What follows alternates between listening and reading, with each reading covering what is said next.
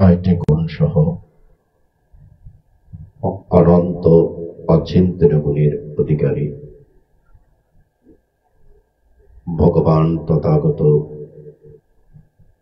সম্যক সম্বুদ্ধগণের চরণতলে সশ্রদ্ধে বন্দনা করছি।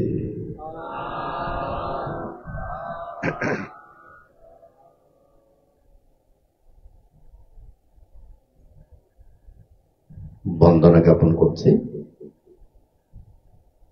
বিশ্ব শান্তি ধর্মচক্র বিমুক্তি ভাবনা কমপ্লেক্সে আয়োজিত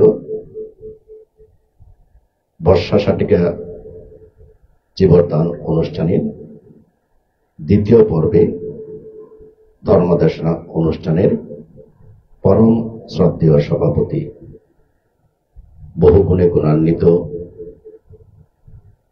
নবপণ্ডিত বিহার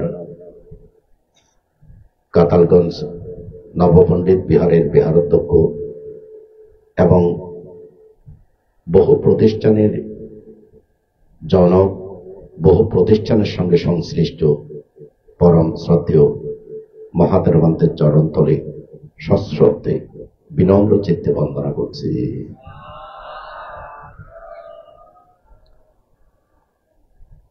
মঞ্চ প্রবিষ্ট গুণোত্তম বিজ্ঞ সংঘ, যারা স্ব ক্ষেত্রে প্রতিষ্ঠিত, যারা শাসন সধর্মকে আলোকিত করার জন্য সদা সর্বদা সচেষ্ট, স্নেহভাজন বিজ্ঞ সংঘ, আপনাদেরকে মৈত্রীর বন্ধনে আবদ্ধ করছি।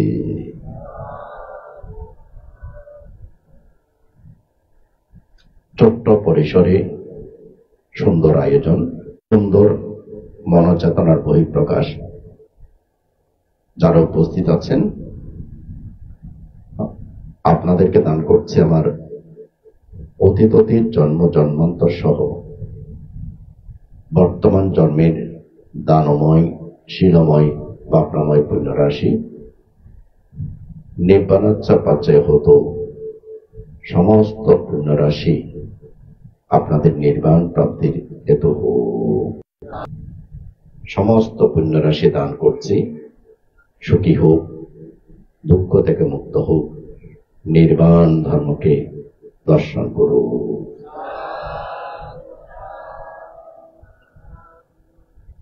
সম্মানিত পুণ্যার্থীগণ, দেশনার শুরুতেই বিনম্র চিত্তে বন্দনা জ্ঞাপন করছি যিনি শীল সমাধি প্রজ্ঞাত ধর্মকে ধারণ করে 4 বছর 6 মাস রাসায়নিক প্রক্রিয়া ছাড়া নিজ শরীরকে সুরক্ষিত রেখে বুদ্ধ শাসনকে আলোকিত করে চলেছেন। 2567 বছর পরও ভগবান বুদ্ধের ধর্ম যে নির্বাণ পদায়ী ধর্ম, ভগবান বুদ্ধের ধর্ম যে অকালিক ধর্ম, অর্থাৎ বুদ্ধের সময় যেভাবে ধর্ম ফল প্রদান করেছে, বর্তমানেও সে ধর্ম আচরণে একই ফল প্রদান হচ্ছে। ভগবান বুদ্ধের ধর্মকে ধারণ করে ধর্মের শ্রেষ্ঠত্ব যিনি প্রদর্শন করে চলেছেন, ধর্মপিতা গুরুবান্তে শ্রীমৎ উপায়া জোতা মহাতরের পবিত্র চরণতলে সশ্রদ্ধে বিনম্র চিত্তে বন্দনা করছি।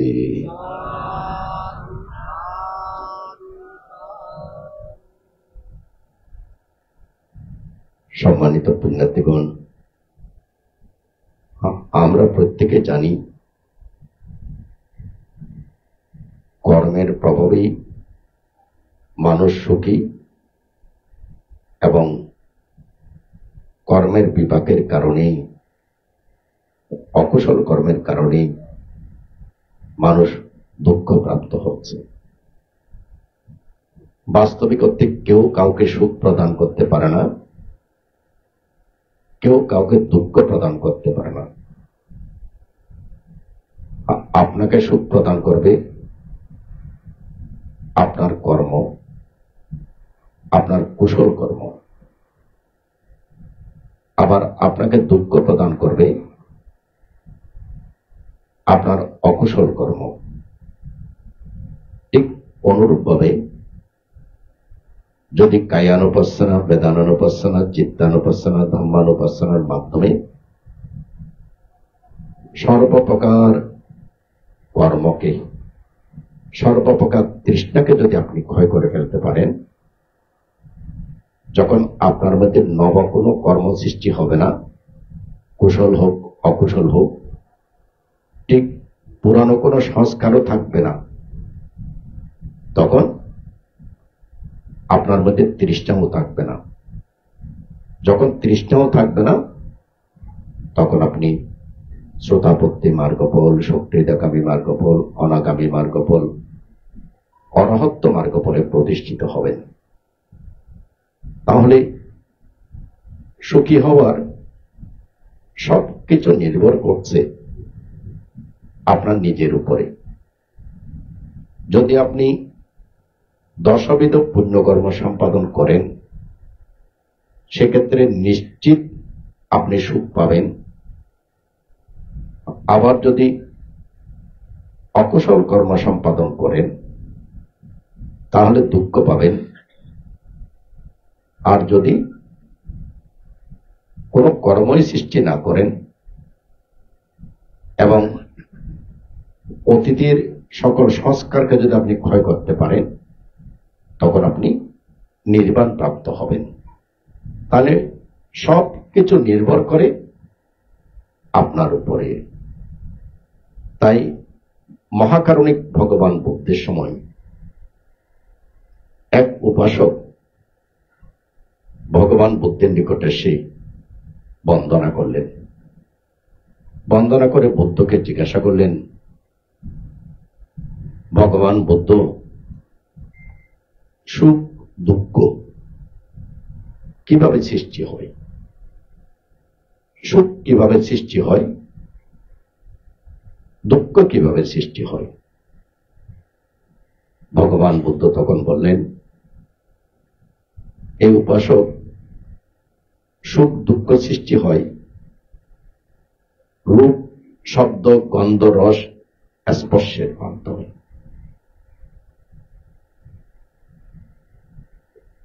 মহাকারণিক বুদ্ধ তখন সেই উপাসককে বললেন, এই উপাসক, ধরুন কোন মানুষ চোখ খুলল, এখন চোখ খোলার পরে ধরুন তিনি একজন বৌদ্ধ ভিক্ষুকে দেখলেন।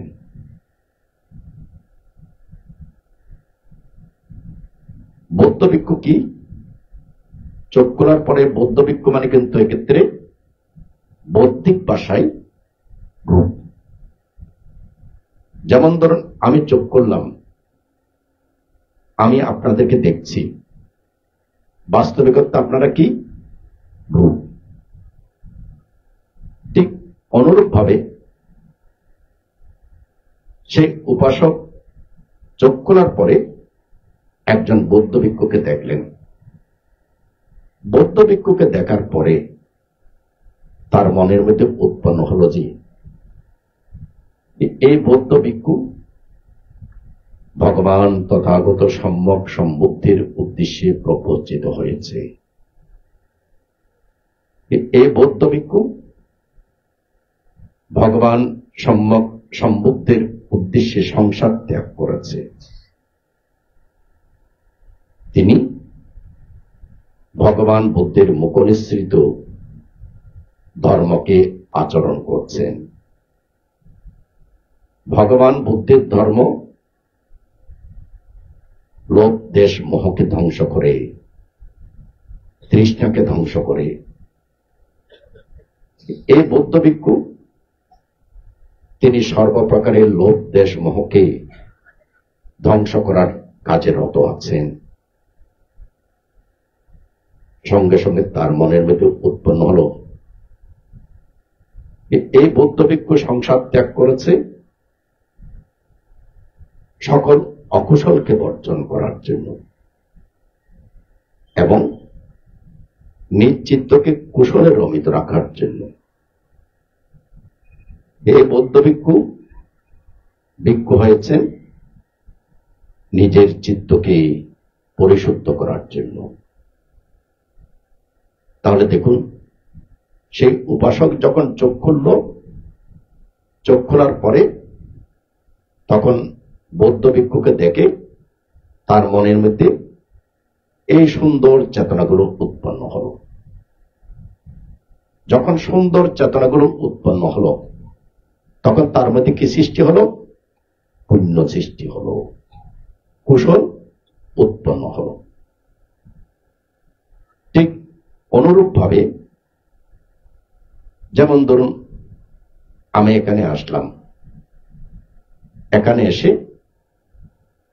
চোখ খুললাম, আপনাদেরকে দেখলাম। এখন যেহেতু অন্ধ পৃথকজন মানুষ, স্বাভাবিকভাবে অন্ধ পৃথকজন মানিয়ে হচ্ছে পঞ্চকামগুণে রমিত থাকা মানুষ, সংসার ধর্মে রমিত থাকা মানুষ। যারা পঞ্চকামগুণে রমিত আছে, যারা সংসার ধর্মে রমিত আছে, তাদের মধ্যে কুশলও আছে, অকুশলও আছে।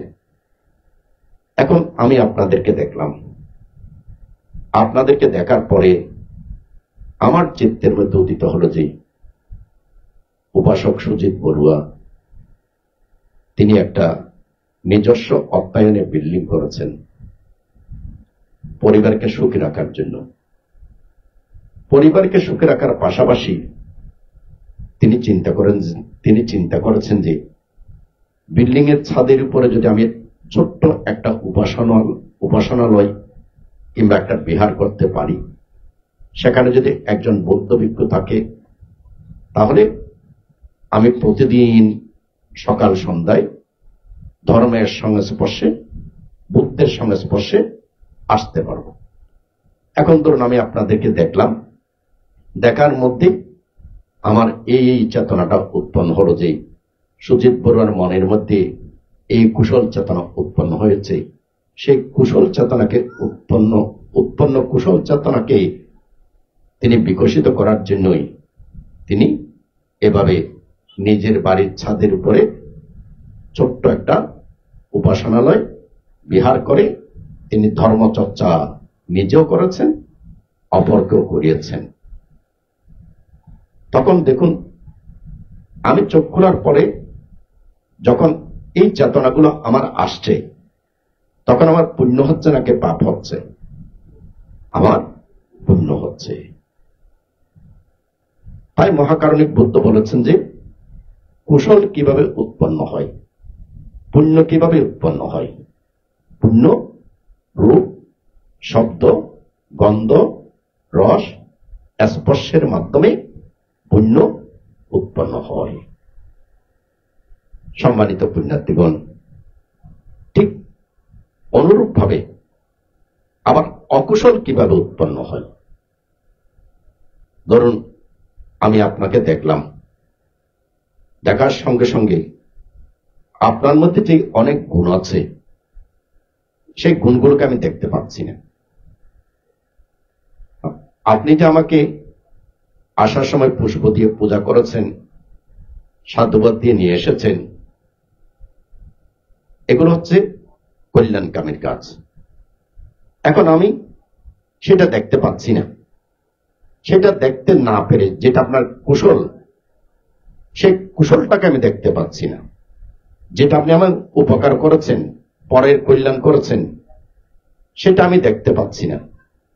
আমি দেখতে পাচ্ছি কি, এই লোকটা খুব খারাপ, এই লোকটা মানুষকে হিংসা করে, এই লোকটা সমাজের এটা করে, ওইটা করে, ওইটা করে। এখন আপনার খারাপ দিকগুলোই আমার চোখের সামনে ভেসে উঠছে, আমার মনের মধ্যে শুধু আপনার খারাপ দিকগুলোই উঠে আসছে, ভালোটা আসছে না। যখন আপনার খারাপ দিকগুলো আমার ভিতরে ভেসে আসছে, আমার চিন্তা চেতনায় ভেসে আসছে, তখন আমার চিত্তটা কলুষিত হচ্ছে নাকি অকলুষিত হচ্ছে? আমার চিত্তটা তখন কলুষিত হচ্ছে। যখন আমার চিত্তটা কলুষিত হচ্ছে, তখন আমার ভিতর কি উৎপন্ন হচ্ছে? পাপ উৎপন্ন হচ্ছে। ধরুন আমি আপনাকে দেখলাম, দেখার পরে আমার মধ্যে ক্রোধ উৎপন্ন হচ্ছে, আপনাকে দেখেই মেজাজটা খারাপ হয়ে যাচ্ছে, এই লোকটা আমাকে দেখতে পারে না। এখন আপনাকে দেখেই আমার মধ্যে কি উৎপন্ন হচ্ছে? ক্রোধ উৎপন্ন হচ্ছে, রাগ উৎপন্ন হচ্ছে। যখন আপনাকে দেখে আপনার রূপ দর্শনে যখন আমার ভিতরে ক্রোধ উৎপন্ন হচ্ছে, আমার ভিতরে যে উৎপন্ন ক্রোধ, এটা কি পুণ্য নাকি পাপ? এটা পাপ। তাই মহাকারণিক ভগবান বুদ্ধ বলছেন যে রূপ, শব্দ, গন্ধ, রস, স্পর্শের মাধ্যমে কুশল উৎপন্ন হচ্ছে, আবার অকুশল উৎপন্ন হচ্ছে। সম্মানিত পুণ্যার্থীগণ, মহাকারণিক ভগবান বুদ্ধের সময় এক ভিক্ষুর নাম ছিল হারিতা ভিক্ষু। সে ভিক্ষুর অতীত জন্মটা হচ্ছে তিনি 92 কল্প আগে। তিনি অতীতে পুণ্যকর্ম সম্পাদন করে করে নিজ জীবনকে অতিক্রম করে আসছিলেন। মনে রাখবেন, যারা অতীতে পুণ্যকর্ম সম্পাদন করেন, যাদের মনের ভিতরে একটা অতীতের পুণ্য আছে, সেই পুণ্যের প্রভাবে তারা কল্যাণকামী সাক্ষাৎ প্রাপ্ত হয়। আর যাদের ভিতরে কোনো অতীতের কুশল পুণ্য থাকে না, তাদের বর্তমানের ভিতরে পুণ্য চেতনা থাকে না। সেই উপাসকের মনের মধ্যে অতীত জন্ম জন্মান্তর থেকে যেহেতু কুশল কর্ম পুণ্যকর্ম সম্পাদন করে করে আসছিল, তার মনের মধ্যে পুণ্য চেতনা ছিল। তিনি একদিন যখন বনে অবস্থান করছিলেন, তখন এক ভিক্ষু সুদর্শন প্রত্যক্ষ বুদ্ধ, সেই সুদর্শন ভিক্ষুকে, সুদর্শন প্রত্যক্ষ বুদ্ধকে তিনি দর্শন করলেন। দর্শন করার পরে মনের মধ্যে খুব শ্রদ্ধা উৎপন্ন হল। শ্রদ্ধা উৎপন্ন হয়ে তিনি বন থেকে পুষ্প সংগ্রহ করে বন থেকে গভীর শ্রদ্ধা চিত্তে পুষ্প দিয়ে পূজা করলেন এবং বন্দনা করলেন। শুধুমাত্র পুষ্প দিয়ে পূজা করেছেন, বন্দনা করেছেন তা নয়, যখন তিনি ভান থেকে দর্শন করেছেন, দর্শন করার পর থেকেই তার মনের মধ্যে কুশল চেতনা ক্রমশ বৃদ্ধিপ্রাপ্ত হচ্ছে, ক্রমশ বাড়ছে। যত ভান থেকে দেখে কুশল চেতনা বাড়ছে, তার মনের ভিতরে তত প্রীতি সুখ বৃদ্ধিপ্রাপ্ত হচ্ছে। তাই ভান থেকে দেখার পরে যেহেতু সেই উপাসকের মনের মধ্যে প্রীতি সুখ বৃদ্ধিপ্রাপ্ত হয়েছে, তাই তিনি আনন্দ চিত্তে বন্দনা করেছেন। বন্দনা কিন্তু এখানে বিভিন্ন রকমের। যেমন ধরুন, আমরা অনেক ছোট বাচ্চাকে বন্দনা করতে চাই না, তখন আমরা জোর করে বন্দনা কর। ঠিক আবার অনেকে আছে যে আমার বাবা করেছে, আমার দাদু করেছে, আমার মা বাবা 14 গোষ্ঠী করেছে, তাই আমাকে সকাল সন্ধ্যায় এসে বুদ্ধকে একটু বন্দনা করতে হবে, এটা হচ্ছে প্রথাগত। ওরাও করেছে, তাই আমাকে প্রথাগত করতে হচ্ছে। কিন্তু আবার আপনি বুদ্ধের সম্মুখে গেলেন, বুদ্ধের সম্মুখে যাওয়ার সঙ্গে সঙ্গে আপনার মধ্যে চেতনা উৎপন্ন হলো যে ইনি সেই মহাকারণিক বুদ্ধ, যিনি 4 অসংখ্য লক্ষাধিক কল্প 10 পারমী, 10 উপপারমী, 10 পরমার্থ পারমী পূর্ণ করেছেন। ইনি সেই মহাকারণিক বুদ্ধ, যিনি সকল সত্যগণের কল্যাণে অসংখ্যবার নিজের অঙ্গ প্রত্যঙ্গ দান করেছেন, নিজের জীবন দান করেছেন এবং পরের কল্যাণে তিনি নিজেকে বিলিয়ে দিয়েছেন। পরের কল্যাণ সাধন করে করে, পারমে পূর্ণ করে করে তিনি 4 অসংখ্য লক্ষাধিক কল্প সর্বপ্রকারের পারমী সম্ভারকে পূর্ণ করে অপরাজিতা পালঙ্কে আসন গ্রহণ করে সর্বজ্ঞতা জ্ঞান লাভ করেছেন, সত্য জ্ঞান লাভ করেছেন, নির্বাণ ধর্মকে লাভ করেছেন এবং সেই নির্বাণ ধর্ম সকল সত্যগণকে তিনি দেশনা করেছেন। বুদ্ধের গুণ চিন্তা যখন করবেন তখন আপনার ভিতরে প্রফুল্ল চিত্ত উৎপন্ন হবে, আপনার চিত্তের ভিতরে প্রশান্তি উৎপন্ন হবে। যখন সেই প্রশান্তির চিত্ত উৎপন্ন হবে তখন আপনার মধ্যে বন্দনা করতে গেলে কি পাবেন? আনন্দ পাবেন। এইভাবে যখন আনন্দ প্রাপ্ত হয় তখনই কিন্তু পুণ্য উৎপন্ন হয়। কারণ আনন্দটা কেন প্রাপ্ত হয়েছে? আপনার ভিতরে বুদ্ধ গুণের সুন্দর চেতনা আপনার ভিতরে জাগ্রত হয়েছে। জাগ্রত হয়েছে বিধায় আপনি মনের ভিতরে বুদ্ধকে দেখে আনন্দ পাচ্ছেন, বুদ্ধের ছবিকে দেখে আনন্দ পাচ্ছেন, এবং সে আনন্দ নিয়ে আপনি বন্দনা করেছেন। এখন সেই উপাসকও ঠিক অনুরূপভাবে যখন সেই সুদর্শন প্রত্যক্ষ বুদ্ধকে দেখলেন, মনের ভিতরে অনেক আনন্দ উৎপন্ন হয়েছে। সেই আনন্দ নিয়েই তিনি তাড়াতাড়ি করে পুষ্প সংগ্রহ করলেন।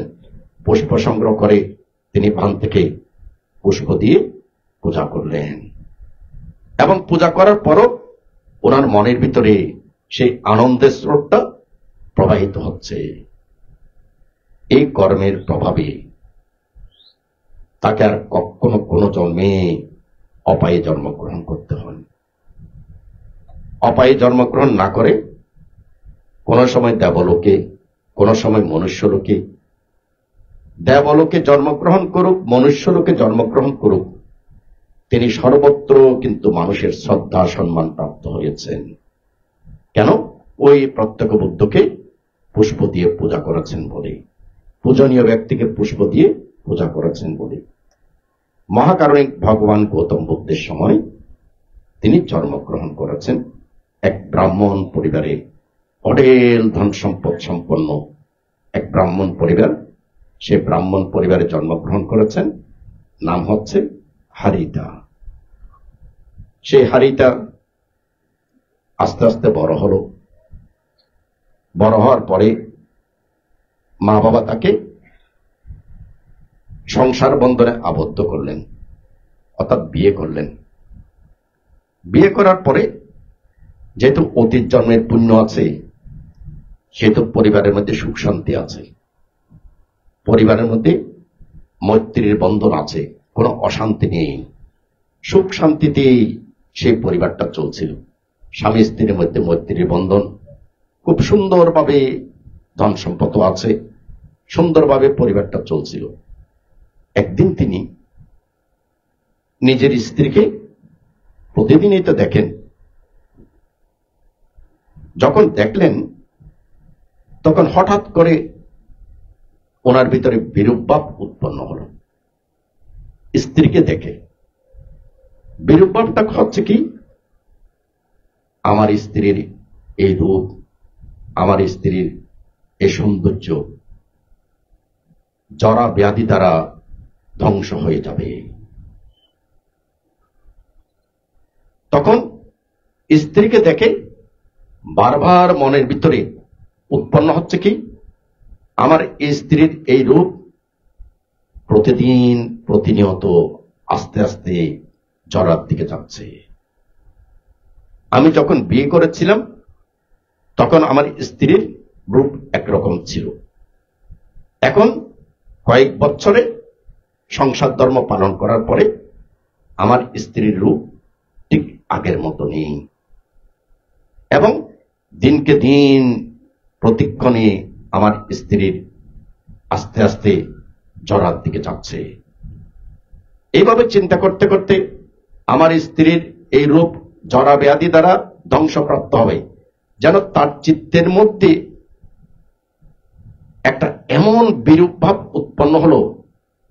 বিরূপ ভাবটা হচ্ছে কি, স্ত্রী ক্রমশ বয়স্ক হয়ে যাচ্ছে, বৃদ্ধ হয়ে যাচ্ছে, বৃদ্ধ হওয়ার পরে আস্তে আস্তে রোগাগ্রস্ত হয়ে যাচ্ছে, ব্যাধিতে আক্রমণ করেছে, জীর্ণ শীর্ণ হয়ে যাচ্ছে। এগুলো দেখে অন্য দিনের মতো আর সংসার ধর্মের মধ্যে তিনি আনন্দ পাচ্ছেন না। আবার তিনি আয়নাতে এবার নিজেকে দেখলেন। এবার নিজেকে দেখার পরেও নিজের রূপ দেখার পরও আবার একই চিন্তা উৎপন্ন হলো।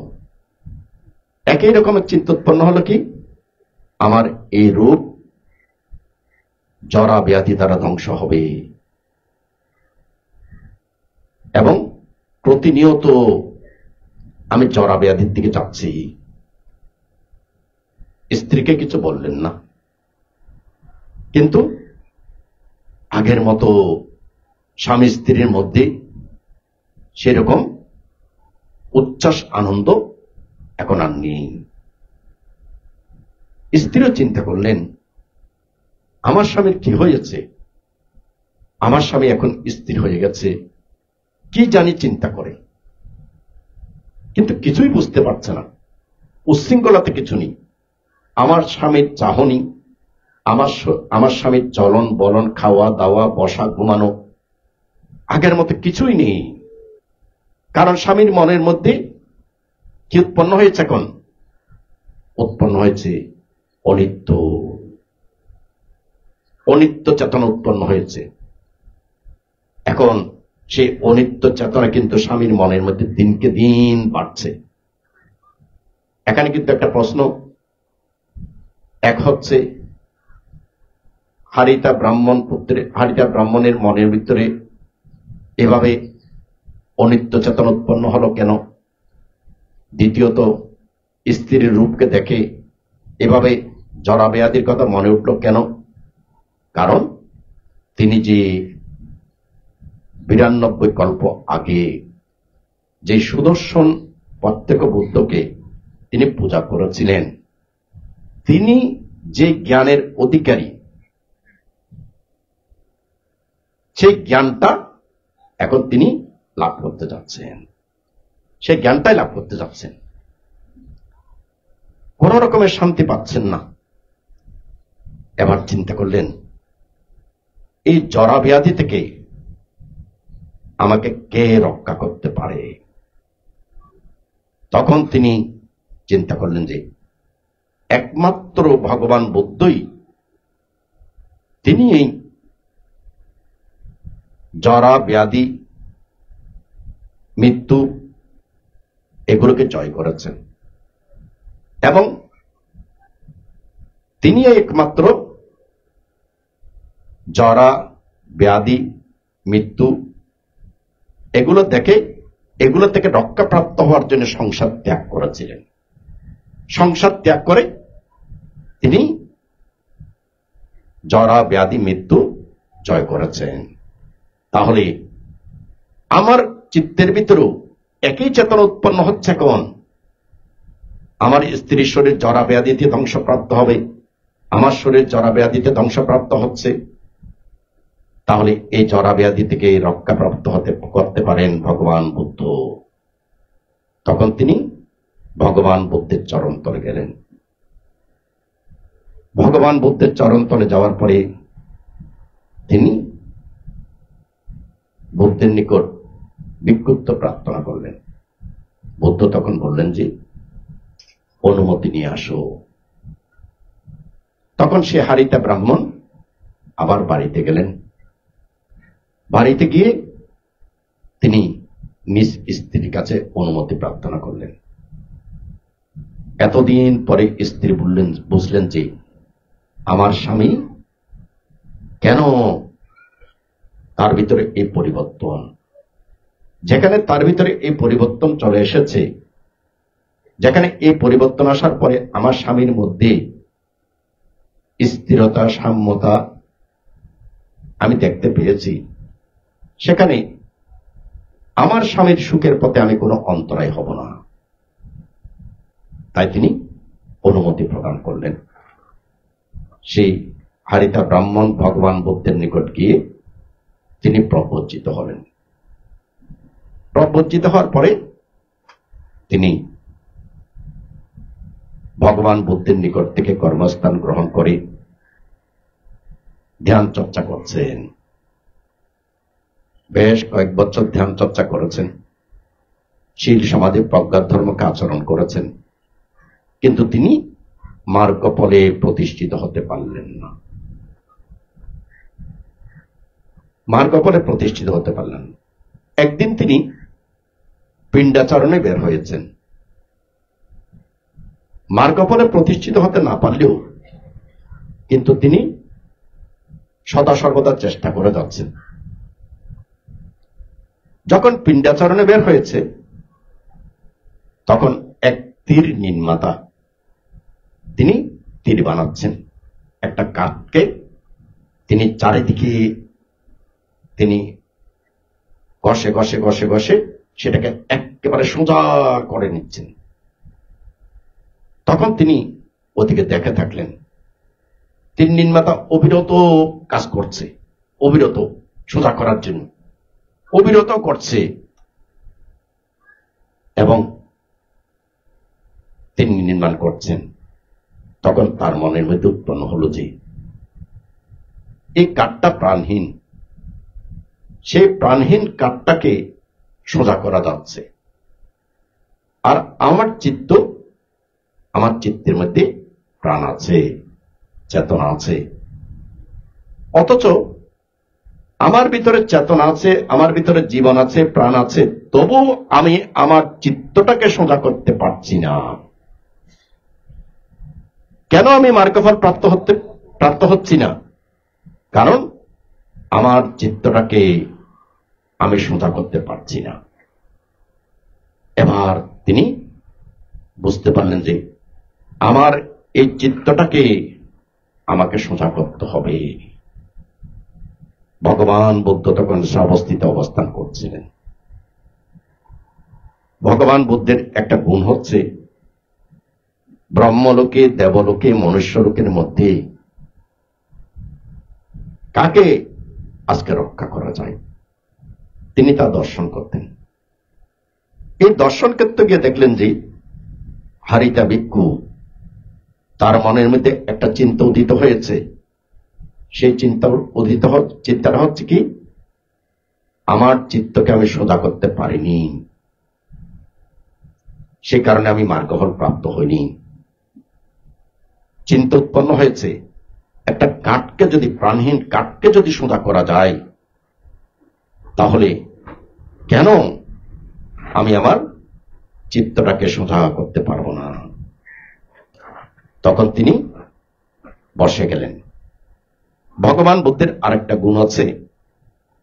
ধরুন কোন মানুষ অনেক দূরে আছেন, ধরুন 1000 মাইল দূরে আছে।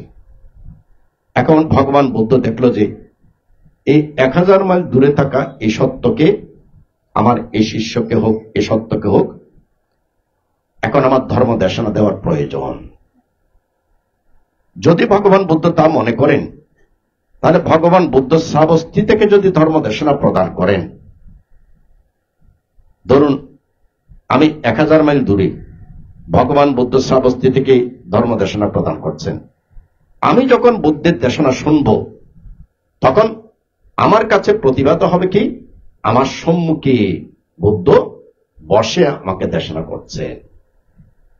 ঠিক হারিতা ভিক্ষুর মনের মধ্যে তিনি দেখতে পেলেন যে ভগবান বুদ্ধ আমার সম্মুখে বসে আমাকে দেশনা দিচ্ছেন।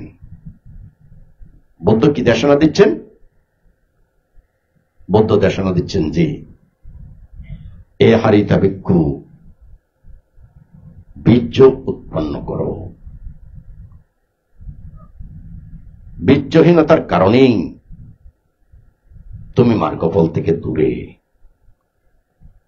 সম্মানিত পুণ্যার্থীগণ, মানুষের লৌকিক জীবনের মধ্যে, মানুষের লোকোত্তর জীবনের মধ্যে অন্তরে কিন্তু কয়টা? 5টা। লৌকিক জীবনের অন্তরে, মাথাতে টুপি দেওয়া যায় না, লৌকিক জীবনের মধ্যেও অন্তরায় 5টা, লোকোত্তর জীবনের মধ্যেও অন্তরায় 5টা। এই অন্তরায়ের কারণেই কিন্তু মানুষ লৌকিক জীবনেও সফল হতে পারে না, আবার লোকোত্তর জীবনেও সফল হতে পারে না। সে অন্তরায়গুলো কি কি? কামাচ্ছন্দ অন্তরায়, আপনারা জানেন কিন্তু। কামাচ্ছন্দ অন্তরায়, ব্যাপাদ অন্তরায়, উদ্দুচ্চ কুকুচ্চ অন্তরায়, তিনমিদ্যা অন্তরায়, বিচিকিৎসা অন্তরায়। এখানে 5টা অন্তরায় থাকলেও সেই অন্তরায়গুলোর ভিতরে কিন্তু শক্তিশালী অন্তরায় হচ্ছে কোনটা? তিনমিদ্যা, অলসতা। এই অলসতাটা হচ্ছে আপনার সবচেয়ে বড় অন্তরায়, সবচেয়ে বড় অন্তরায়। কেন? যেমন ধরুন, আমি ভিক্ষু হলাম। যখন ভিক্ষু হয়েছি তখন আমার লক্ষ্য উদ্দেশ্য কি? আমার ভিক্ষু জীবনকে আমি সুন্দর করব, আমার ভিক্ষু জীবনকে আমি শীল সমাধি প্রজ্ঞাতে পরিপূর্ণ করব, এই উদ্দেশ্য নিয়ে আমি ভিক্ষু হলাম। এখন ভিক্ষু হওয়ার পরে ধরুন কোনো কারণে আমার ভিতরে আস্তে আস্তে অলসতা চলে আসছে। যখন অলসতা চলে আসবে, মন রাখবেন, তখন অলস মস্তিষ্ক কিসের কারখানা? শয়তানের কারখানা। অলস মস্তিষ্ক শয়তানের কারখানা। এখন কিন্তু আমাদের ছেলে মেয়েরা অলসতা বেশি বেশি অলস, এবং অলসতার ফ্যাক্টরির মধ্যে বসবাস করে। অলসতার ফ্যাক্টরি মানে কি? ওই মোবাইলটা হচ্ছে অলসতার ফ্যাক্টরি। বসে বসে শুয়ে শুয়ে কোনো কাজ নেই, শুধু একটা জিনিসে জানে, শুধু একটা মোবাইল নিয়ে একবার এই পাশ হয় একবার এই পাশ হয়, কিছুক্ষণ খেলে, কিছুক্ষণ অমুক করে, কিছুক্ষণ সমুক করে, শরীরটা পর্যন্ত অলসতায় ভরপুর হয়ে যাচ্ছে। দেখেন, এটা কিন্তু আমাদের এখন সবচেয়ে বড় সমস্যা। এটা কিন্তু শুধু ছেলেদের ক্ষেত্রে নয়, একেবারে সর্বস্তরের। আমরাও বাদ নেই, যদি বলতে চান কি আমরাও বাদ নেই। কিন্তু এটা সত্য যে এটার মাধ্যমে আমাদের ভিতরে কি চলে আসছে? অলসতা চলে আসছে। যখন অলসতা আপনার সন্তানের ভিতরেই যখন দেখবেন যে যখন অলসতা চলে আসছে, সে এক সময় সকালে ঘুম থেকে উঠে যেত, এখন আর সকালে ঘুম থেকে উঠে না। যখন অলসতা চলে আসছে তখন দেখবেন যে আগে সে সকালে ঘুম থেকে উঠে বুদ্ধকে বন্দনা করত, এখন ঘুম থেকে উঠে বুদ্ধকে আর বন্দনা করে না। কারণ উঠে তো 10টা 11টার সময়, বুদ্ধকে বন্দনা করবে কখন? কিসের? ওই অলসতা তাকে খাচ্ছে যে। কিন্তু তার ভিতরে যে পারমি আছে, এই অলসতাটা তার পারমিটাকে কি করছে?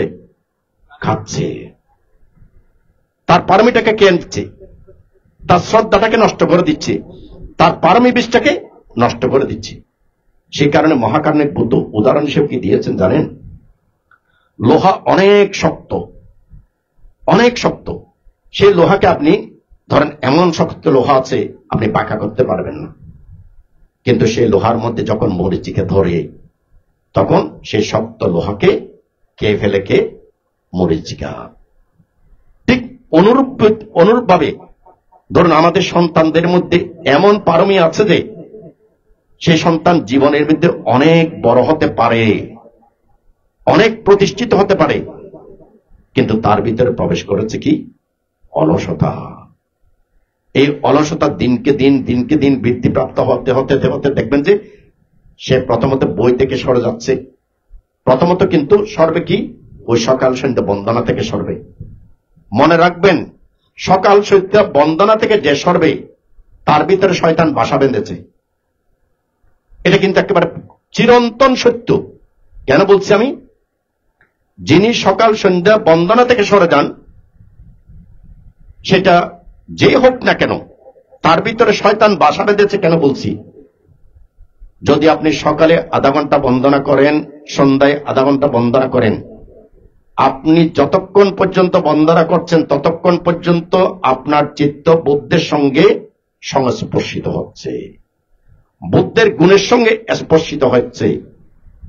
আধা ঘন্টা যদি বন্দনা করেন ততক্ষণ পর্যন্ত আধা ঘন্টা আপনি বুদ্ধের সঙ্গে থাকছেন। সকালে আধা ঘন্টা, সন্ধ্যায় আধা ঘন্টা, 1 ঘন্টা আপনি বুদ্ধের সঙ্গে বসবাস করছেন। একজন মানুষ যদি সত্যিকার অর্থে 1 ঘন্টা বুদ্ধের সঙ্গে বসবাস করে, সেই মানুষ কখনো খারাপ হতে পারে না, হবে না সে। কারণ সে আধা ঘন্টা বুদ্ধের সঙ্গে বসবাস করার কারণে বুদ্ধ শাসন রক্ষাকারী দেবতারাও তাকে রক্ষা করবে। কিন্তু যখন দেখবেন যে আমার সন্তান আগে সকালে আধা ঘন্টা বন্দনা করত, সন্ধ্যায় আধা ঘন্টা বন্দনা করত, এখন কিন্তু আমার সন্তান ওই অলসতা দ্বারা আক্রান্ত হয়ে গেছে, তার ভিতর বীর্য নষ্ট হয়ে গেছে, বিরিয়া নাই, বীর্য নাই। বীর্য নাই মানে কি? চেষ্টা নাই। তখন সে মা বাবা জোর করে তুলে দিলেও, জোর করে উঠলেও বন্দনা করতে গেলে দেখবেন যে আমার সন্তানটাকে জীবিত মানুষ নাকি মরা মানুষ, কারণ তাকে তো জোর করে দিচ্ছে, যে অলসতা তাকে ধরে ফেলেছে। তখন সে কোন রকমে বন্দনা করবে। কোন রকমের বন্দনা করা মানে কি? বুদ্ধ থেকে সে দূরে সরে যাচ্ছে, বুদ্ধ থেকে সে দূরে সরে যাচ্ছে। এক পর্যায়ে এসে আপনি ছেলেকে আর বন্দনা করাতে পারবেন না, তারা তো পরিপূর্ণভাবে সে বুদ্ধ থেকে দূরে সরে গেল। এই বুদ্ধ থেকে দূরে সরে যখন যাবে, তখন শয়তান তার ভিতরে কারখানা করে ফেলেছে, শয়তানের বসবাস শুরু হয়ে গেছে। শয়তানের বসবাস শুরু হয়ে কি করবে? মাকে মানবে না, বাবাকে মানবে না, ভাইকে মানবে না, শিক্ষককে মানবে না। এ তো বর্তমানে শিক্ষকের গায়ে হাত তোলা শুরু করে দিয়েছে। তাহলে সে এখন বাবাকেও মানে না, মাকেও মানে না, ভাইকেও মানে না, শিক্ষককেও মানে না। সে তার চোখের লজ্জা চলে গেছে, বাবা ভাইয়ের গায়ে হাত তুলতেও সে দ্বিধাবোধ করবে না। তাহলে তাকে এই পর্যায়ে নিয়ে আসলো কে? অলসতা। অলসতা নিয়ে আসছে। তাই মহাকারণিক বুদ্ধ এই হারিতা ভিক্ষুকে বলছে যে, এই ভিক্ষু, তুমি বীর্যকে ধারণ করো এবং অবিরতভাবে বীর্যকে বৃদ্ধি করো। বীর্যকে বৃদ্ধি করেই তুমি সত্য ধর্মকে ধারণ করো। এদিকে সে হারিতা ভিক্ষু কিন্তু দেখে এসেছে কিভাবে তীর বানাচ্ছে।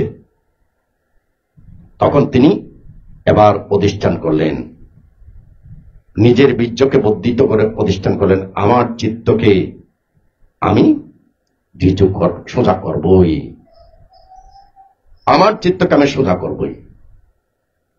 তখন সেই ভিক্ষু খুব অল্প সময়ের মধ্যেই শ্রোতাপত্তি মার্গফল, সক্রিয়তাকামী মার্গফল, অনাগামী মার্গফল এবং অরহত্ব মার্গফলে প্রতিষ্ঠিত হলেন।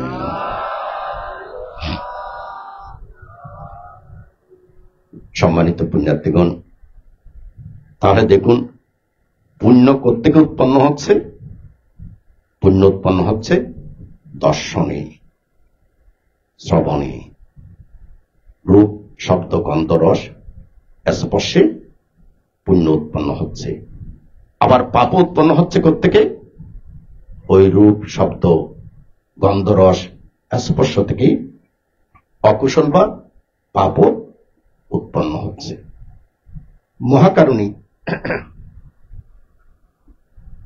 মহাকারণিক ভগবান বুদ্ধের সময় আরেক ভিক্ষু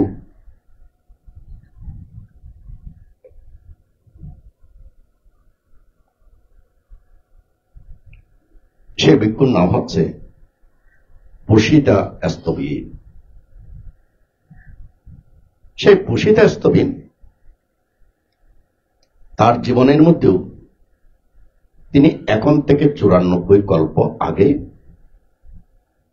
যখন এই পৃথিবীতে মানুষ হয়ে জন্ম নিয়েছেন, তখন তার ভিতরে অতীত জন্মের পুণ্য আছে।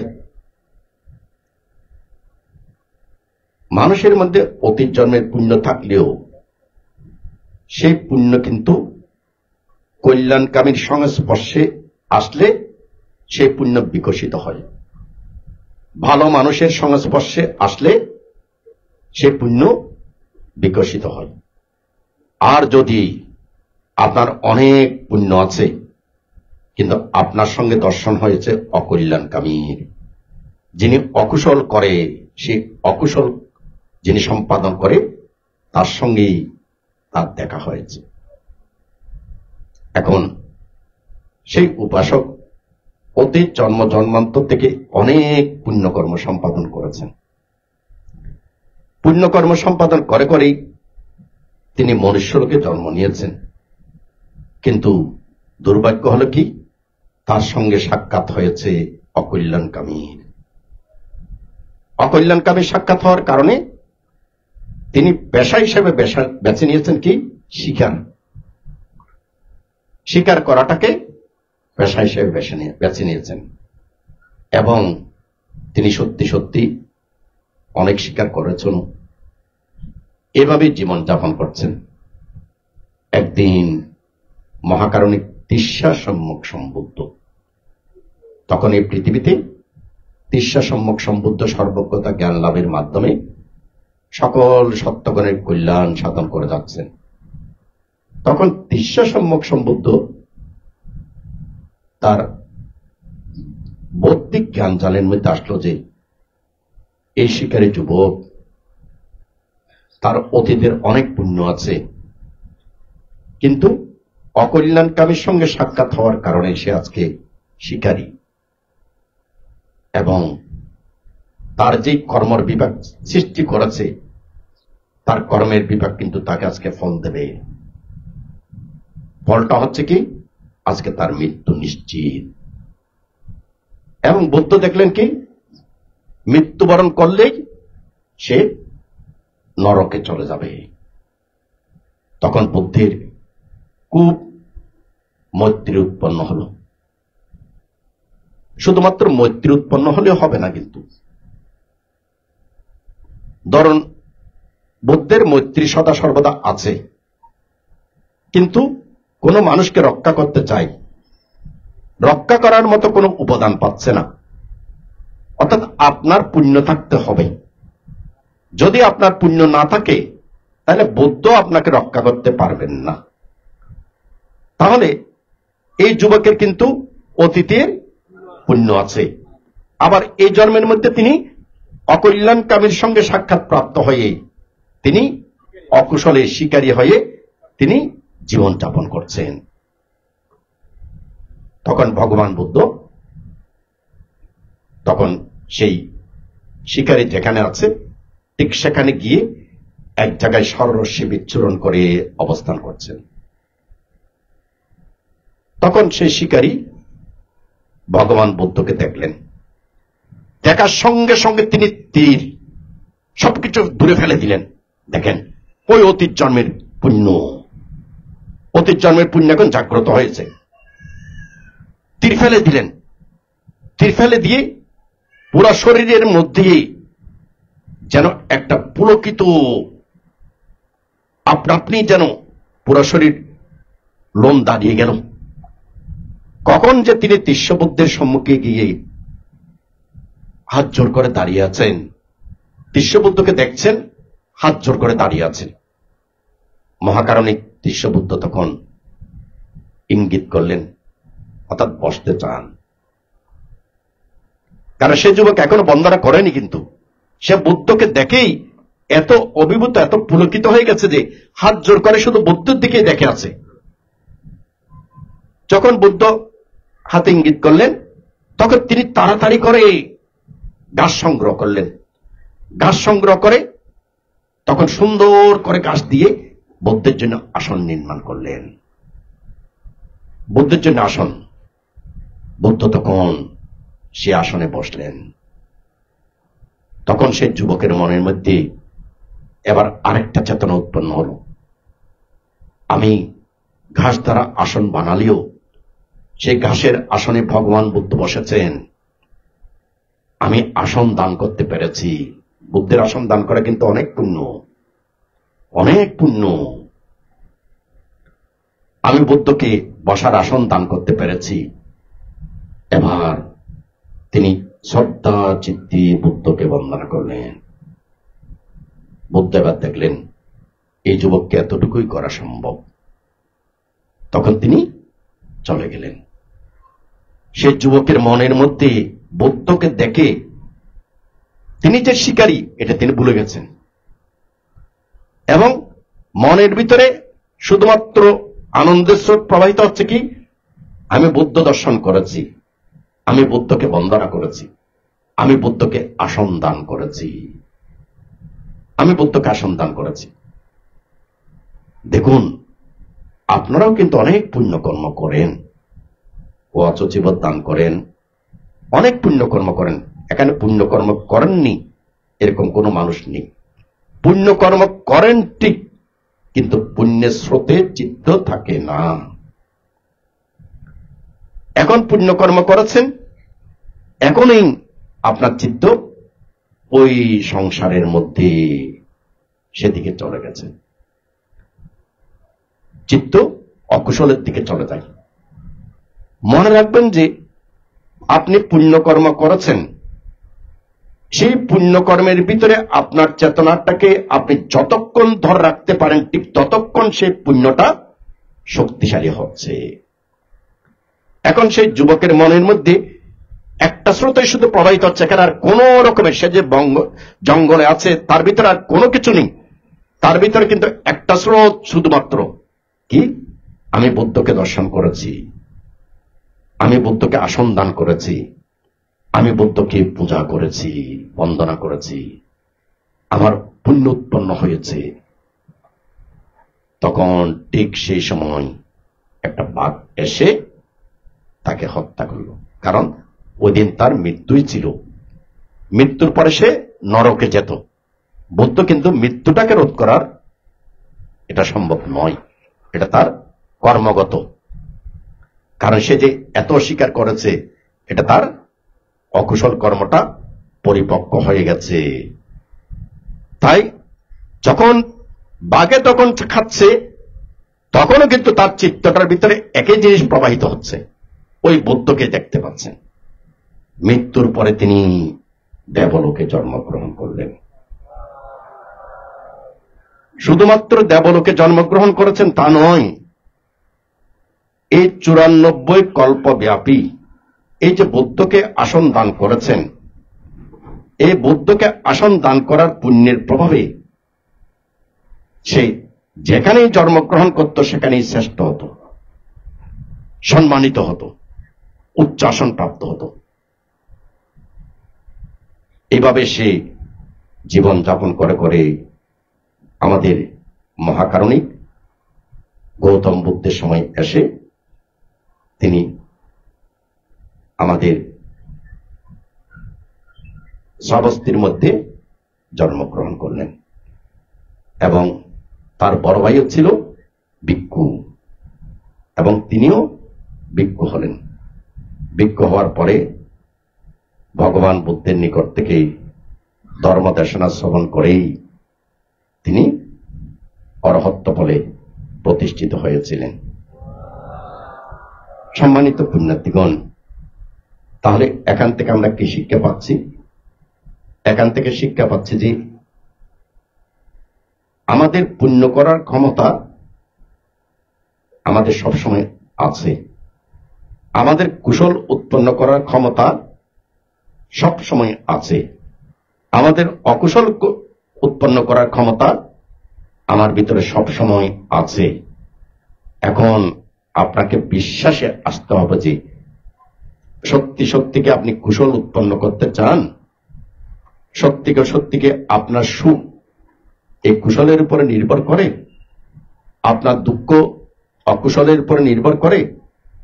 আপনার জীবনের মধ্যে যত দুঃখ পাচ্ছেন, সব দুঃখগুলোর মূল ভিত্তি হচ্ছে আপনার জন্ম জন্মান্তরের অকুশল। এই বিশ্বাসটা কিন্তু আমাদের ভিতরে আসতে হবে। আমাদের মানুষের ভিতরে এই বিশ্বাসটা কিন্তু নাই। যদি এই বিশ্বাসটা আসে, তাহলে সর্বপ্রথম আপনি নিজে নিজেই বুঝতে পারলেন যে কুশল উৎপন্ন করা আমার উপরে নির্ভর করে, এবং বর্তমান সময়টা হচ্ছে কুশল উৎপন্ন করার শ্রেষ্ঠ সময়। দেখবেন যে কোনো ফসল উৎপন্ন করার একটা সময় থাকে, আম উৎপন্ন করারও একটা সময় থাকে। ওই আমাদের সিজনাল যেগুলো ফ্রুট আছে, প্রত্যেকটা ফলের এক একটা সময় আছে। যখন সময় চলে যায়, তখন আপনি শত চেষ্টা করলেও, যত প্রসেস অ্যাপ্লাই করেন না কেন, কোন রকমে আপনি ধরুন উৎপাদন করলেন, দেখবেন যে সেরকম স্বাদ নেই, সেরকম সিজনাল ফ্রুটের মতো নয়। হয়তো উৎপন্ন করলেন, কিন্তু সিজনাল ফ্রুটের মতো সেরকম পাবেন না। এই মহাকারণিক ভগবান বুদ্ধের শাসন যখন পৃথিবীতে থাকে, তখনই আপনার পুণ্য উৎপন্ন করার সর্ব উত্তম সময়। কেন? এখন বর্তমানে বৌদ্ধ আছে, ধর্ম আছে, সংঘ আছে, আপনি পুণ্য উৎপন্ন করতে পারেন। সম্মানিত পুণ্যার্থীগণ, তাহলে রূপ, শব্দ, গন্ধ, রস, স্পর্শের মাধ্যমেই আপনাকে পুণ্য উৎপন্ন করতে হবে। তবে রূপ, শব্দ, গন্ধের মাধ্যমে পুণ্য উৎপন্ন করতে গেলেও আপনাকে এক্ষেত্রে কিন্তু যখন আপনার পুণ্যটা ক্রমশ বর্ধিত হতে থাকবে, আপনার পুণ্যটা যখন ক্রমশ বর্ধিত হতে থাকবে, তখন আপনার ভিতরে আপনার চিত্ত তখন সত্যকে পাওয়ার জন্য চেষ্টা করবে। যেমন হারিতা যুবকের মধ্যে পুণ্য আছে। পুণ্য থাকার পরে নিজের স্ত্রীকে দেখার পরে তার মনের মধ্যে কি উৎপন্ন হয়েছে? আমার স্ত্রী জরা ব্যাধি দ্বারা আক্রান্ত হবে। ঠিক আপনার ভিতরেও যখন দশবিধ পুণ্যকর্ম যখন শক্তিশালী হবে, যেমন আমাদের মহাকারণিক গৌতম বুদ্ধ, তিনি 4 অসংখ্য লক্ষাধিক কল্প পারমে পুণ্য করে একেবারে পারমে পুণ্যতা যখন পরিপূর্ণ হয়েছে, তখন তিনি সংসারও করেছেন। সংসার করার পরে যখন 28 বছর বয়স, তখন তিনি নগর পরিভ্রমণে বের হবেন। নগর পরিভ্রমণে বের হয়ে তিনি প্রথমে কি দেখলেন? জরাগ্রস্ত মানুষ। জরাগ্রস্ত মানুষ তো আমরা সবসময় দেখি, আমাদের বাড়িতে তো এই বিল্ডিং এর ভিতরে জরাগ্রস্ত মানুষ তো আছে, আমাদের চোখের সামনে তো এখানেই তো অনেকে আছে জরাগ্রস্ত। আমরা তো যাদের বয়স 60 পার হয়ে যাচ্ছে, আমরা তো জরাগ্রস্ত না? কিন্তু আমরা জরাকে দেখি না। আমি যে বৃদ্ধ হয়ে যাচ্ছি সেটা আমরা দেখি না। এবং বৃদ্ধ হওয়ার কারণে দিনকে দিন যে আমি ব্যাধিগ্রস্ত হচ্ছি এবং দিনকে দিন যে আমি মৃত্যুর দিকে যাচ্ছি, এটা কিন্তু আমরা দেখি না। কিন্তু যখন আপনি নিজে কুশল আর অকুশল, আপনার পক্ষে পুণ্য উৎপন্ন করা সম্ভব, এই পুণ্যই আপনার সুখের হেতু। যখন আপনি দশবিধ পুণ্যকর্মকে দিনকে দিন বর্ধিত করবেন, এক্ষেত্রে ভগবান বুদ্ধের উক্তি হচ্ছে কি, যখন আপনি পুণ্যটাকে দিনকে দিন বর্ধিত করছেন, তখন আপনি অকুশলকে বর্জন করে ফেলেছেন। অকুশলকে বর্জন করে কুশলে রমিত হয়ে আছেন। কুশলের রমিত থাকতে থাকতে তখন তারপরে তিরুটা হচ্ছে কি? বুদ্ধের তারপর তিরুটা হচ্ছে চিত্তকে পরিশুদ্ধ করা। চিত্তকে পরিশুদ্ধ করা। অকুশলকে আপনি বর্জন করেছেন, কুশলটাকে আপনি বর্ধিত করে চলেছেন। এবার চিত্তটাকে পরিশুদ্ধ করার সময় এসেছে। ভগবান বুদ্ধ 4 অসংখ্য লক্ষাধিক কল্প পারমে পূর্ণ করেছেন। এবার পারমে পূর্ণ করার পরে তিনি বুদ্ধ হবেন। যেহেতু তিনি বুদ্ধ হবেন, তিনি জরাগ্রস্ত মানুষ দেখার সঙ্গে সঙ্গে তার মনের মধ্যে চিন্তা উৎপন্ন হয়ে গেছে। এতক্ষণ আনন্দ ছিল, এখন আর কোনো আনন্দই পাচ্ছেন না। তখন তিনি বললেন যে না, আমি আর নগর পরিভ্রমণ করব না, বাড়িতে চলে যাব। বাড়িতে গিয়ে কিন্তু তিনি 4 মাস সময় তিনি প্রথম দিকে এই শুধুমাত্র জরাগ্রস্ত এই চিন্তা নিয়ে বিভোর ছিলেন। বিভোর থাকতে শেষের দিকে এসে আবার চিন্তাটা একটু হালকা হয়ে এলো। আবার তিনি 4 মাস পরে আবার নগর পরিভ্রমণে বের হবেন। এবার নগর পরিভ্রমণে বের হয়ে তিনি কি দেখলেন?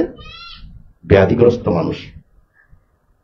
আবার ব্যাধিগ্রস্ত দেখার পরে আবার মনের ভিতরে চিন্তা উৎপন্ন হয়েছে। আবার তিনি নগর পরিভ্রমণ বাদ দিয়ে আবার বাড়িতে চলে আসলেন। এভাবে ঠিক মৃত ব্যক্তি দেখলেন, পরবর্তীতে দেখলেন কি? সন্ন্যাসী। দেখেন, এগুলো কিন্তু আমরা প্রতিদিন দেখি। জরাগ্রস্ত মানুষ দেখেন না, ব্যাধিগ্রস্ত মানুষ দেখেন না, মৃত্যু দেখেন না, সন্ন্যাসী দেখেন না, কিন্তু আমাদের চিত্তের মধ্যে জাগ্রত হচ্ছে না, নির্বাণ স্রোত সৃষ্টি হচ্ছে না। আমরা বুঝতে পারছি না যে আমরা দিনকে দিন জরাগ্রস্ত হচ্ছি, আমরা দিনকে দিন ব্যাধিগ্রস্ত হচ্ছি, আমরা দিনকে দিন মৃত্যুর দিকে যাচ্ছি। মৃত ব্যক্তির সামনে বসেও চিনতে আসে না। মা বাবা আপনার সম্মুখে আপনার মা বাবা বৃদ্ধ হয়েছে, সেই মা বাবা আপনার সম্মুখেই মরে গেছে, আপনার পুরো অস্তিত্বটাই আপনার মা বাবা। তবু সেই মৃত মা বাবাকে প্রথম দিকে শোক উৎপন্ন হলেও পরবর্তী দেখা যায় স্বাভাবিক হয়ে যায়। একবারও চিন্তা উৎপন্ন হয় না যে আমাকে মৃত্যুবরণ করতে হবে। কেন? আমাদের পুণ্য পরিপক্ক হয়নি, পারমী পরিপক্ক হয়নি। তাই ভগবান বুদ্ধ এখন ওই ছেলেটাকে শিক্ষা দিচ্ছেন যে উপাসক প্রশ্ন করেছিল কিভাবে পুণ্য উৎপন্ন হবে, কিভাবে পাপ উৎপন্ন হবে, কিভাবে রক্ষা প্রাপ্ত হওয়া যাবে। তাইলে প্রথমে কি পুণ্য কিভাবে উৎপন্ন হয়েছে সেটা বলেছেন। আবার আমাদের ভিতরে রূপ শব্দ গন্ধ রস স্পর্শের মাধ্যমে আবার পাপ কিভাবে উৎপন্ন হচ্ছে সেটাও বলেছেন। এখন হচ্ছে কি নির্বাণ কিভাবে উৎপন্ন হবে, নিজের চিত্তকে কিভাবে পরিশুদ্ধ করতে পারবেন। নিজের চিত্তকে পরিশুদ্ধ করতে হলে প্রথমত আপনাকে এই জরা ব্যাধি মৃত্যু, এই অনিত্য চিন্তাটা আসতেই হবে। যখন আপনি জরা ব্যাধি মৃত্যু, যখন আপনার ভিতরে অনিত্য চিন্তাটা উদিত হয়েছে, তখন আপনি নিজে নিজে চিন্তা করলেন, ও এখন এই মুহূর্তে আমি পায়াচাক্কা ভিক্ষু দেশনা করছি, কিন্তু আমার মৃত্যু হওয়ার সঙ্গে সঙ্গে এখানে পায়াচাক্কা ভিক্ষু তার কিছু নেই, আমার আরেকটা জন্ম হয়ে গেছে। আরেকটা জন্ম হয়ে গেছে না? কর্ম চেতনা স্রোতে আমার আরেকটা জন্ম হয়ে গেছে। ঠিক সুজিত বাবু এত কিছু করেছেন, চেতনা স্রোতে তিনি এখন জন্ম নেননি, অবশ্যই জন্ম হয়ে গেছে, অবশ্যই জন্ম হয়ে গেছে। ধরুন মনুষ্য লোকে জন্ম নিল, মনুষ্য লোকে যদি জন্ম নেয়, উনি আরেকটা মা বাবা পায়নি, বাড়িঘর পায়নি। এই বাড়িঘরটা সুজিত বাবুর না, এই সন্তানটা এখন সুজিত বাবুর। সুজিত বাবু এসে যদি, ধরুন সুজিত বাবুর বয়স 1 বছর হলো, সুজিত বাবু এসে যদি বলে যে ইয়ে আর বাড়ি তোরা যা বুঝে দেবে, ছেলেরা ছেড়ে দেবে? হ্যাঁ, এরকম কেউ দেবে না, এরকম কেউ কখনো দিতে পারে না। তাহলে যখন আপনার ভিতরে অনিত্য জ্ঞান আসবে, আমি অতীতেও অনেক জন্মগ্রহণ করেছি, অনেক জন্মের ডাক্তারও ছিলাম, অনেক জন্মে ইঞ্জিনিয়ারও ছিলাম, অনেক জন্মের রাজাও ছিলাম, অনেক জন্মের চক্রবর্তী রাজাও ছিলাম, আমি অনেক জন্মের দেবরাজ শক্র ছিলাম। ছিলেন না সেটা নয়, অনেক জন্মে অনেক বড় প্রতিষ্ঠিত ডাক্তার, ইঞ্জিনিয়ার, রাজা, শ্রেষ্ঠী এগুলো অনেক ছিলেন, কিন্তু সবগুলো ত্যাগ করে চলে আসতে হয়েছে। এই যে অতীত জন্মে ছিলেন, ওইগুলোকে এখন কোনো কিছু আপনার নাই, কোনো কিছু আপনার নেই। আপনি কি রাজা? আপনি কি চক্রবর্তী রাজা? কোনো কিছু নেই। আছে কি?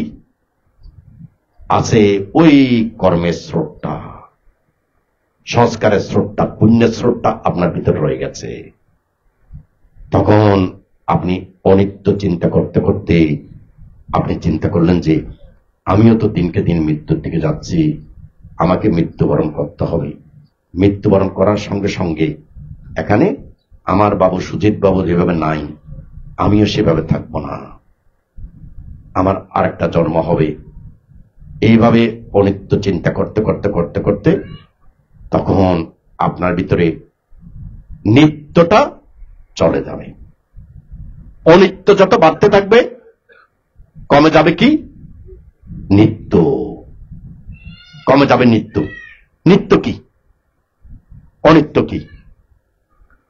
নিত্য হচ্ছে আমি পাইয়া চাক্কা বানতে, আরে ব্যাকুল বন্দনা করার দেন না, সম্মান করার দেন না, পূজা করার দেন না, আর না আমার ভাষা দিয়ে বহুত বড় বড় টাইটেল আছে দেন না, এটা নিত্য। আমি অমুক বাবু, আর বাড়িঘর টাকা পয়সা ধন সম্পদ আছে দেন না, এই নিত্য। আমি অমুকের বাবা, আমার ছেলে ডাক্তার, ইঞ্জিনিয়ার, প্রফেসর দেন না, আর ছেলে বিদেশের থাকে অমুক সমুক এন দেন না। এই যে আমিত্ব, আমি আমার, এটাই হচ্ছে কি? নিত্য। দেখুন আপনারা কিন্তু কেউ অনিত্যের সঙ্গে বসবাস করছেন না, আপনারা সবাই বসবাস করছেন কি? নিত্যের সঙ্গে। আমি এই সার্ভিস করি, আমি অমুকের বাবা, আমি অমুকের স্বামী, আর হতায় উলম পড়ব, আর হতায় বয়ম পড়ব, আর জিয়ান হই অনম পড়ব। আমি কত শক্তিশালী দেখেন, আমি কত শক্তিশালী। আমি যত শক্তিশালী হয়ে যাচ্ছে তত বেশি শক্তিশালী হয়ে যাচ্ছে কি আমার আদেশ পালন করতে হবে, আমার কথা ছাড়া কিছু হবে না, আমার তখন শক্তিশালী হয়ে যাচ্ছে। দেখেন তাহলে আমি এবং আমারটা কিসের কারণে বৃদ্ধিপ্রাপ্ত হচ্ছে?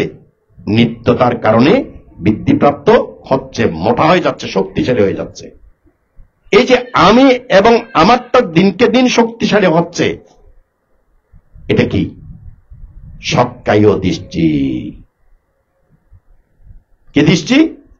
সৎকায় দৃষ্টি। সৎকায় দৃষ্টি মানে কি? ভ্রান্ত দৃষ্টি, অমূলক দৃষ্টি। এটা সত্য নয়, এটা ভ্রান্ত, অসার, এটা সম্পূর্ণ অসার। তাহলে আপনি যেটা ভ্রান্ত, যেটা অসার, সেটাকে আপনি সার মনে করে জীবন যাপন করে চলেছেন, সেটাকে সার মনে করে। কিন্তু যখন আপনার ভিতরে, প্রথমত আপনাদেরকে আমি কি বলেছি, ভগবান বুদ্ধের শিক্ষা অনুসারে আপনি ইচ্ছা করলে প্রতিনিয়ত কুশল উৎপন্ন করতে পারেন। রূপ, শব্দ, গন্ধ, রস, স্পর্শের মাধ্যমে আপনি প্রতিনিয়ত চাইলে পুণ্য উৎপন্ন করতে পারেন। যখন পুণ্যটাকে ক্রমশ বর্ধিত করবেন, তখন আপনার চিত্তটা অকুশল থেকে দূরে চলে গেছে, কুশলটা শক্তিশালী হয়েছে। কুশলটা শক্তিশালী হওয়ার পরে আপনার ভিতরে বা সত্য জ্ঞান আসছে। কোন সত্য জ্ঞান? আমাকে জরা ব্যাধিতে আক্রান্ত করবে, অনিত্য জ্ঞানটা আসছে। এখন যত অনিত্য জ্ঞানটা আসছে তত বেশি আপনার ভিতরে চলে যাচ্ছে কি? আমি বলতে কেউ নেই, আমার বলতে কেউ নেই। তখন আমি বলতে কেউ নেই, আমার বলতে কেউ নেই, কিভাবে আসবে? তখন আসবে যে, ধরুন আমি এই চুক্তি আপনাকে দেখলাম, ওই ভগবান বুদ্ধের ওই শিক্ষাতে আবার চলে আসছি। আমি পায়া চাক্কা ভিক্ষু আপনাকে দেখলাম, দেখার পরে এখানে নারী পুরুষ আমি আর কিছু দেখতে পাচ্ছি না, নারীও দেখতে পাচ্ছি না, পুরুষও দেখতে পাচ্ছি না।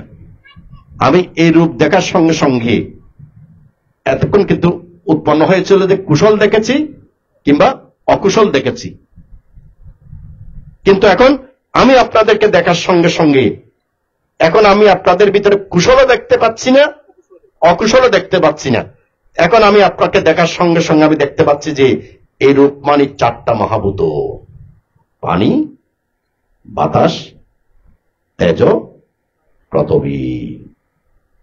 এখন আমি চোখ করলাম, চোখ করলে আমি ওনাকে দেখলাম, ওনাকে দেখে আমি 75% শরীরের ভিতরে পানি দেখতে পাচ্ছি, সব পানি, সব পানি, 75% পানি।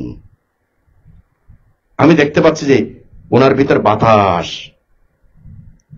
উনি শ্বাস টানছে, শ্বাস ফেলছে, ওটাই চলে গেলে শেষ। তারপর আমি দেখতে পাচ্ছি যে তাপ, তেজ, পৃথিবী। এখন যতই চোখ খুলি ততই এখন আমি কোনো মানুষকে এটা অমুক বাবু, এটা অমুক বাবু, এটা মেয়ে, এটা পুরুষ, আমি কিছুই দেখতে পাচ্ছি না। আমি শুধু চার মহাভূত দেখতে পাচ্ছি যেখানে। সে কারণে একটা ঘটনা আছে, আপনারা অনেকেই শুনেছেন। এক বৌদ্ধ ভিক্ষু তিনি চক্রমণ করছেন, এক নারী তিনি সেদিক দিয়ে চলে গেলেন। এখন কিছুক্ষণ পরে সেই নারীকে খোঁজার জন্য একজন আসছে, ভান্তে এদিক দিয়ে কে কোনো মেয়ে গেছে? তখন তিনি বললেন যে আমি তো মেয়েটি কিছু দেখিনি। কেন? তিনি তো ওই চারটা মহাভূত দেখেছেন। যে এখন আপনাদেরকে আমি চোখ খোলার পরে আমি কুশলও দেখতে পাচ্ছি না, অকুশলও দেখতে পাচ্ছি না। আমি দেখতে পাচ্ছি যে আপনার ভিতরে এই চারটা মহাভূত। আমি দেখতে পাচ্ছি আপনার ভিতরে রূপ এবং নাম। কি দেখতে পাচ্ছি? আপনার ভিতরে রূপ এবং নাম। এবার শুধু আপনাকে দেখে নয়, আমি পায়া চাক্কা ভিক্ষুকে আমি নিজে নিজে চিন্তা করলাম যে সারাটা জীবন তো শুধু বাইরে দেখে দেখে আছি, এবার আমি দেখে একটু নিজেকে দেখি তো। এই আমি পায়া চাক্কা ভিক্ষু যখন নিজেকে দর্শন করতে গেলাম, তখন দেখলাম যে ও এখানে পায়া চাক্কা ভিক্ষু বলতে তো কিছু নাই, সব পানি, সব পানি, সব পানি, বাতাস, তেজ, পদবী। এখন আমাকে দেখেও এই চার মহাভূতটাকে আমি শুধু দেখতে পাচ্ছি। এখানে আমি আর কোনো পায়া চাক্কাকে আমি আর দেখতে পাচ্ছি না, শুধু চার মহাভূতটাকে দেখতে পাচ্ছি। আমি আমাকে দেখেও রূপ এবং নামকে দেখতে পাচ্ছি। আপনাকে দেখেও আমি তো শুধু দেখতে পাচ্ছি কি রূপ এবং নামকে। আমাকে দেখেও আমি শুধু দেখতে পাচ্ছি কি রূপ এবং নামকে। তাহলে আমি যখন আমাকে দেখেও রূপ এবং নামকে দেখতে পাচ্ছি, আপনাকে দেখেও যখন রূপ এবং নামকে দেখতে পাচ্ছি, তখন এখানে আমি বলতে আর কেউকে পাচ্ছি? আমি বলতে এখানে আর কাউকে পাচ্ছি না। পায়া চাক্কা বলতে এখানে আমি আর কাউকে পাচ্ছি না। এত খুঁজলাম, একেবারে মাথা থেকে পায়ের তলা পর্যন্ত খোঁজেও আমি পায়া চাক্কা বলতে কাউকে পেলাম না, আমি বলতে কাউকে পেলাম না। যখন আমি বলতে কাউকে পেলাম না, তখন আপনাকে দেখেও এটা আমার প্রিয়, এটা আমার অপ্রিয়, এটা আমার আপনজন, এটা আমার প্রিয়জন কিছুই পাচ্ছি না, কারণ আমারও তো মাইয়ার। আমার কোত্থেকে পাবে? কারণ আপনাকে দেখেও তো আমি দেখতে পাচ্ছি যে চারটা মহাভূতের রূপ এবং নাম।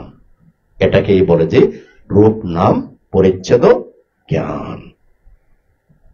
যখন এই রূপ নাম পরিচ্ছেদ জ্ঞানটা যখন শক্তিশালী হবে, তখন আপনার ভিতরে আমি এবং আমারটা চলে যাবে। এই আমি এবং আমারটাকে ভিত্তি করেই উৎপন্ন হচ্ছে কি সব কুশল আর সব অকুশল। সব কুশল আর অকুশল সৃষ্টি হচ্ছে কিন্তু এই আমি এবং আমারটাকে ভিত্তি করে। এখন যখন আমি এবং আমারটাকে পাচ্ছি না, তখন কি হচ্ছে? কুশলও উৎপন্ন হচ্ছে না, অকুশলও উৎপন্ন হচ্ছে না। এবার পুরানো সংস্কারগুলোকে আমাকে ধ্বংস করতে হবে। যেহেতু আমি আমার সবটাই দৃষ্টিটাকে আপনি ছিন্ন করে ফেলেছেন, রূপ এবং নাম পরিচ্ছদে জ্ঞান যখন লাভ করেছেন, তখন ধাপে ধাপে ধাপে ধাপে আপনি কায়ানুপাসনা, বেদানানুপাসনা, চিত্তানুপাসনার মাধ্যমে পরবর্তীতে আপনি একে একে একে করতে করতে সংস্কার উপেক্ষা জ্ঞানে চলে যাবেন। সংস্কার উপেক্ষা জ্ঞানে যখন চলে যাবেন, তখন ওই সংস্কারগুলো আস্তে আস্তে ক্ষয় হয়ে যাবে। যখন সব সংস্কারগুলো ক্ষয় হয়ে যাবে, তখনই আপনি চতুরার্য সত্যকে দর্শনের মাধ্যমে মার্গফলে প্রতিষ্ঠিত হবেন। শ্রোতাপত্তি মার্গফল, সক্রিয়তাগামী মার্গফল, অনাগামী মার্গফল, অরহত্ত মার্গফলে আপনি প্রতিষ্ঠিত হবেন। সম্মানিত পুণ্যার্থীগণ, ওই যে উপাসক ভগবান বুদ্ধকে সে জিজ্ঞাসা করলেন, ভগবান বুদ্ধ কিসে পাপ কিসে পুণ্য? তখন ভগবান বুদ্ধ কি বললেন? এই যে রূপ শব্দ গন্ধ স্পর্শে পাপ পুণ্য। এবং ঠিক অনুরূপ ভাবে এই যে আপনাদেরকে দর্শন করার মাধ্যমে, নিজেকে দর্শন করার মাধ্যমে কি উৎপন্ন হচ্ছে? নির্বাণ উৎপন্ন হচ্ছে। তবে সেই দেখাটা হবে কি? সত্য দেখা, সার দেখা। সেই দেখাটা যদি আমি এবং আমার নামক অসত্য দেখা হয়, সৎকায় দৃষ্টির দেখা হয়, তাহলে সেই আমি এবং আমারকে ভিত্তি করে আমাদের অকুশলটা দিনকে দিন বাড়বে। এই আমি এবং আমার নামক অকুশলটাকে ভিত্তি করে আমার ভিতরে অহংকার, অহমিকা এগুলো বৃদ্ধিপ্রাপ্ত হতে থাকবে। এই অহংকার অহমিকার কারণেই মানুষ সব করছে। আমি অমুক, এটার কারণেই আমরা সব করছি। তাই এগুলো থেকে নিষ্ক্রান্ত হওয়ার জন্য সত্যকে দর্শন করুন, সত্যের আলোতে উদ্ভাসিত হন। এ বলে আমার ক্ষুদ্র দেশন এখানে শেষ করলাম।